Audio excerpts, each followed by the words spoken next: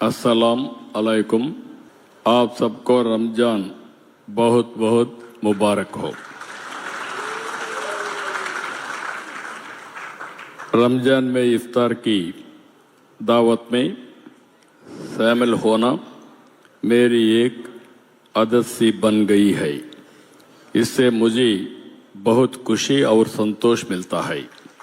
దశాబ్దాలుగా ఇఫ్తార్ విందు ఇవ్వడం అనేది ఒక సాంప్రదాయంగా తీసుకొచ్చాం. ఆ సాంప్రదాయం ప్రకారం మనం అందరం కూడా ఇక్కడ సమావేశమయ్యాం. దివ్య ఖురాన్ గ్రంథం అవలంబించిన కారణంగా రంజాన్ మాసాన్ని పవిత్రమైన నెలగా మనం భావిస్తున్నాం. రంజాన్ నెలలో ముస్లిం సోదరులు ఉదయం నుంచి సూర్యాస్తమయం వరకు నీరు ఆహారం ఏమీ తీసుకోకుండా కఠోర ఉపవాసం చేస్తూ దీక్ష చేపడతారు. ఈ పవిత్ర మాసంలో మీ కంటికి, మీ చెవులకు, మీ నాలుకకు సైతం ఉపవాసం ఉంటుంది. అంటే చెడు చూడకుండా, చెడు వినకుండా, తన మాటలతో ఇతరుల మనసు నొప్పించకుండా ఉపవాస దీక్షతో భాగంగా ఉపవాస దీక్షని స్వీయ నిరంతర కింద మీరు చేపడతారు.